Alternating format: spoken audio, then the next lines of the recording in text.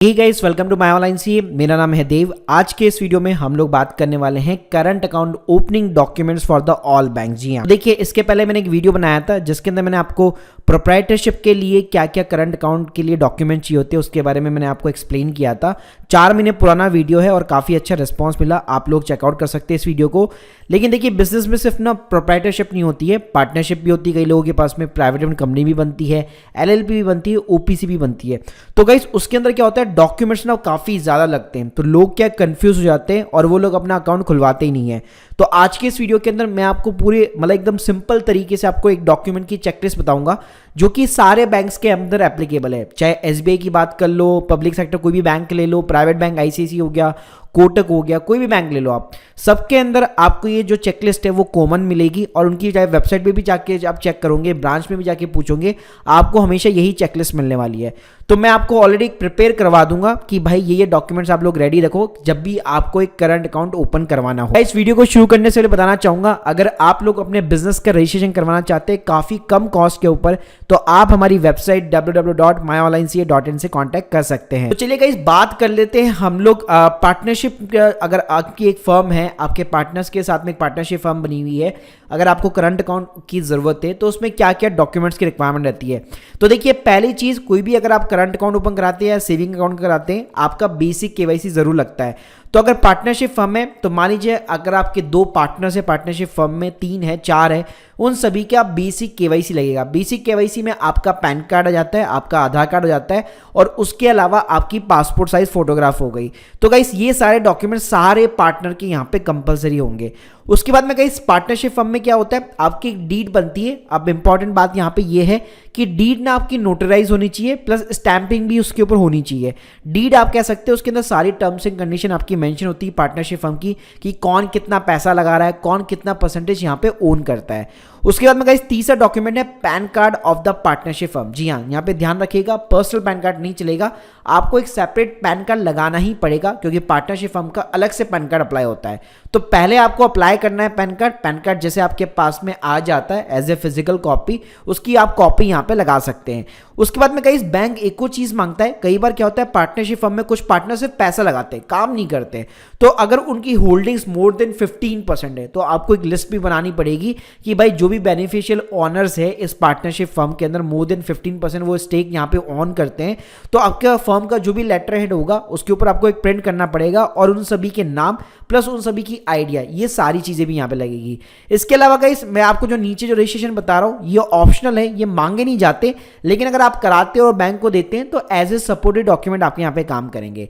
एक तो जैसे रजिस्टर्ड ऑफ फर्म्स का सर्टिफिकेट हो गया, इसके अलावा एमएसएमई या उद्यम का सर्टिफिकेट हो गया, अगर आपने जीएसटी ले रखा है तो जीएसटी का सर्टिफिकेट हो गया, और एक कंपलसरी चीज ये कि आपको एक अकाउंट ओपनिंग का चेक देना पड़ेगा। जी हाँ, ये चेक कोई भी पार्टनर्स के सेविंग अकाउंट से हो सकता है या ऑलरेडी आपका कहीं और करंट अकाउंट ओपन हो रखा है उससे भी यहाँ पे हो सकता है, तो दोनों से यहाँ पे आपका काम चल जाएगा। गाइस हम लोग बात करते हैं प्राइवेट लिमिटेड कंपनी और OPC, that is called 1% company. देखिए इन दोनों का जो लीगल एंटिटी है, रजिस्ट्रेशन करने का प्रोसेस एग्जैक्टली यहाँ पे सेम है। तो अब मैं आपको जो डॉक्यूमेंट की चेकलिस्ट बताऊंगा उसके अंदर ऑलमोस्ट सारे कॉमन डॉक्यूमेंट्स इन दोनों एंटिटी के अंदर आपको मिलने वाले हैं।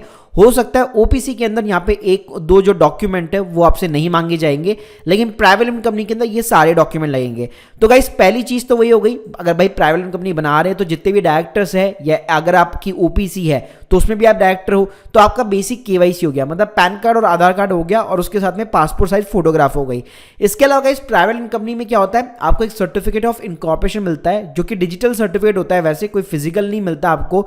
एमसी की तरफ से, मिनिस्ट्री ऑफ कॉर्पोरेट अफेयर्स की तरफ से आपको एक डिजिटल सर्टिफिकेट इशू होता है, तो उसकी कॉपी आपको लगानी पड़ेगी। साथ में गाइस आपको एक एमओए और एओए लगाना पड़ेगा क्योंकि आजकल फिजिकल कम चलते हैं, मतलब चलते ही नहीं ऑलमोस्ट, और आपने जो भी चालान पे कर रखा है अपनी कंपनी सर्टिफिकेट के लिए वो भी आपको लगाना पड़ेगा जो कि आपका सीए आपको दे देगा।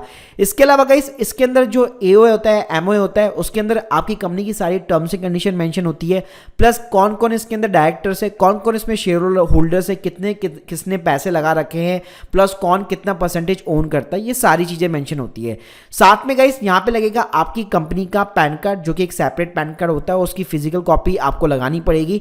साथ में गाइस आपका लगेगा एक बोर्ड का रेजोल्यूशन। देखिए बोर्ड का रेजोल्यूशन क्या होता है, इसके फॉर्मेट ना अलग अलग होते हैं, हर बैंक का फॉर्मेट अलग अलग होता है। जैसे आप मेरी स्क्रीन के सामने देखेंगे, ये ना आईसीआईसी बैंक का फॉर्मेट है, तो इस तरह का एक फॉर्मेट होता है जिसके अंदर आपको ऑथराइज सिग्नेचर जो है मेंशन करने पड़ते हैं।